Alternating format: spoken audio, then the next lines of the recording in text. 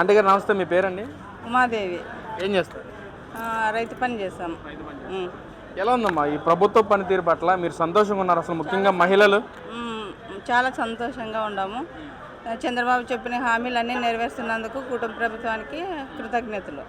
అంటే చంద్రబాబు ప్రజల్ని మోసం చేశాడు, ముఖ్యంగా ఇచ్చిన హామీలు మొత్తం మోసపూరిత హామీలు అని చెప్పి మాట్లాడుతున్నారు. ఎంతవరకు ఏం చెప్తారు మరి? అట్లనే అంటారు. ఇప్పుడు పనులు చేస్తున్నారు, మీకు కానీ తెలుస్తూ ఉంటుంది కదా. మళ్ళీ ఆయన కరెక్ట్గా చేస్తున్నారు, చెప్పినవన్నీ హామీలు నిదానంగా నెరవేరుస్తున్నారు. వెంటనే అయిపోతున్నాయి. మనం అనకూడదు, చేసిన వాళ్ళు అనకూడదు, చేయకుండా వాళ్ళు అనాల.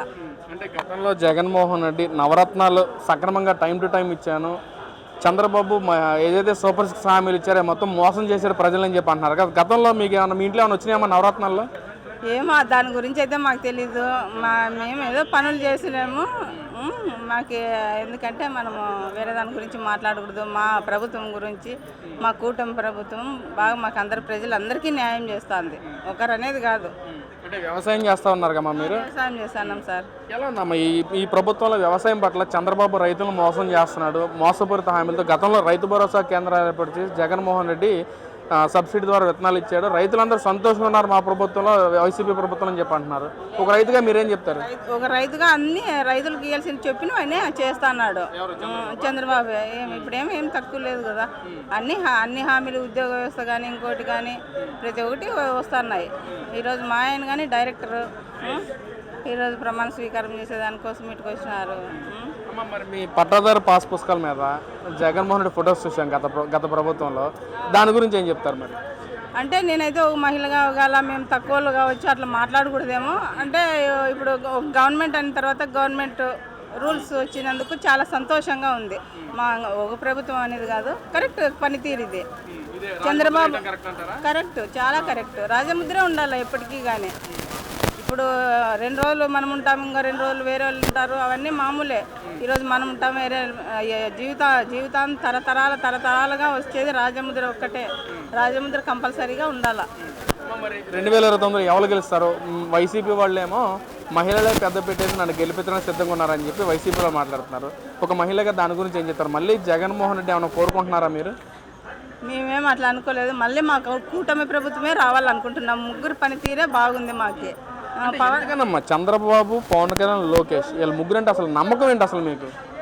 ఐటీలో మామూలుగా లోకేష్ ప్రతి ఒక్కరికి చదువుకున్న వాళ్ళందరికీ న్యాయం చేస్తున్నారు. ఒకసారి పేదలందరికీ కానీ మామూలుగా పవన్ కళ్యాణ్ గారు కానీ బాగా ఏదైనా కానీ బాగా భరోసాగా నిలిచి చేస్తారు. అదే మా చంద్రబాబు సార్ ఇంకా వాళ్ళు తెచ్చిన హామీలు కానీ ఆయనకి ఎంతో తెలివితేటలుగా అంతా బ్రహ్మాండంగా చేస్తున్నాడు. అందుకోసము చాలా సంతోషం. అమ్మా నమస్తే, మీ పేరమ్మా? అరుణ. ఏం చేస్తారు? మేము రైతులే, వ్యవసాయమే. మరి మీ పట్టాదారు పాస్ పుస్తకాల మీద గతంలో జగన్మోహన్ రెడ్డి ఫొటోస్ ఉండేవి, మరి ప్రభుత్వం అవి క్యాన్సిల్ చేసి రాజముద్ర వేయటం ఎంతవరకు కరెక్ట్ అంటారు? రాజముద్రే కరెక్ట్, అదేం లేదు. ఫోటోలే రాజముద్ర. మేము మాకి చంద్రబాబు నమ్మకము అన్నీ అంతే. మేము పంట మీదే చంద్రబాబు కాయలు ఎవరు ప్రతి ఒక్కరు చెప్పినా కానీ మేము కాలు మొత్తం 5 ఎకరాలు ఇచ్చేసినాము. 7 డబ్బులు అన్నా కానీ మా సారే మాకు నమ్మకం అని మేము 5 ఎకరాలు వస్తాయని గ్యారెంటీతో మేము చంద్రబాబు నాయుడికి కాలు అంత 5 ఎకరాలు ఇచ్చేసినాం 7 ఏళ్ళకి. అంటే చంద్రబాబు మోసం చేస్తున్నాడు ప్రజల్ని, జగన్మోహన్ రెడ్డి ఉంటే బాగుండేదని చెప్పి ప్రజలు కోరుకుంటున్నారంట, ఎంతవరకు వాస్తవమ్మా? మేము చంద్రబాబును మోసం చేయడనే మేము మా సేను ఫస్ట్ తీసిండేదే మా సేను కాలు సార్. మేము ఆ నమ్మకంతోనే మేము ఇచ్చినాము. మాకైతే కరెక్ట్గానే చేస్తున్నాడు. పథకాలు కూడా ఎవరికి ఇవ్వట్లేదు, మహిళలకి సూపర్ 6 అన్నాడు. సూపర్ 6 కాదు, అసలు ఏం లేదు, మోసం చేశాడు ప్రజలని చెప్పి అంటున్నారు. గతంలో నవరత్నాలు ఇచ్చాను ప్రజలకి, దానిలోనే సంతోషంగా ఉన్నారు అంటున్నారమ్మా. దాని గురించి ఏం చెప్తారు మరి? ఇస్తాడు సార్, ఇంకా 18 నెలలు అయింది, మళ్ళీ ఇస్తాడు. చెప్పినవన్నీ కరెక్ట్ చేస్తాడు, చేయకోకనే ఉండడు. ఆయన ఇచ్చినట్లు ఈయన ఇస్తాడు, ఇంకా ఎక్కువ ఇవ్వాలనుకున్నాడు, ఇస్తాడు. చంద్రబాబు మాకు కరెక్ట్. అంటే ఈ 18 నెలల కాలంలోనే ప్రజల్లో వ్యతిరేకత వచ్చింది ఎన్డీఏ కూటమి మీద, జగనే రావాలని కోరుకుంటున్నారంట, నిజమేనా? ఏం లేదు సార్, మాకు చంద్రబాబునే, జగన్ లేదు, చంద్రబాబునే రావాలని మేము కోరుకుంటున్నాం. మరి 29 ఎవరు గెలుస్తారు మరి? చంద్రబాబు గెలుస్తాడు. పేరన్నా? నా పేరు మార్క్ అన్న. ఏం చేస్తారు? నేను సివిల్ కాంట్రాక్ట్ చేస్తాను. ఏంటన్నా గత ప్రభుత్వ హయాంలో జగన్మోహన్ రావడంలోనే మీలాంటి వర్కర్స్కి ఏదైతే ఉన్నారో ఇసుక చేస్తా అని చెప్పి మోసం చేశారు. మరి ఈ ప్రభుత్వంలో ఇసుక ఫ్రీ ఇస్తా అని చెప్పి సూపర్ 6 హామీలోగా చెప్పారు. ఎలా ఉంది మరి పనితీరు పట్ల ఎలా ఉంది అసలు? పరిపాలన అయితే బాబు గారు వచ్చిన తర్వాత చాలా బాగుందండి. అంతకుముందు చాలా ఇబ్బంది పడ్డాం మేము, ఇసుక లేక, లేబర్కి వర్క్ లేక మేము చాలా నష్టపోయాం. తర్వాత నేను కొంత రియల్ ఎస్టేట్ చేసేవాడినండి. బాబు గారి టైంలో కొంత నాకు చిన్న చిన్న ప్లాట్స్ అమ్మితే కొంత అమౌంట్ కూడా వచ్చింది. ఈ జగన్ గారు వచ్చిన తర్వాత చాలా నష్టపోయి కొన్ని పేదలకంటూ ఏమీ న్యాయం జరగలేదు. బాబు గారి హయాంలో అంతా ఇప్పుడు చాలా బాగుంది. టీడీపీ ప్రభుత్వం అయితే సమకాలంగా చాలా జాగ్రత్తగా పరిపాలిస్తున్నారు చంద్రబాబు గారు. అసలు చంద్రబాబు ప్రజలను మోసం చేశాడు, గతంలో జగన్మోహన్ రెడ్డి మోసం చేయకుండా టైం టు టైం పథకాలు మొత్తం సక్రమంగా ఇచ్చారని చెప్పి మాట్లాడుతున్నారు, నవరత్నాలు ఇచ్చారని చెప్పి మాట్లాడుతున్నారు. ఏం చెప్తారు? దానికి ఏం లేదండి, అది అంతా ఫేక్. అసలు అంత అప్పుల పాలైపోయి రాష్ట్రం అంతా చాలా ఇబ్బందులు పడ్డారు. ఇప్పుడున్న పథకాల్లో 3,000 పెన్షన్ 4,000 చేశాడు. రాష్ట్రం అంతా అల్లకొల్లాల్లో ఉన్నా కూడా బాబు గారు చాలా మంచి పథకాలను అభివృద్ధి చేస్తూ, పవన్ కళ్యాణ్ గారి బాబు గారు కానీ చాలా అభివృద్ధి కార్యక్రమాలు చేస్తున్నారు.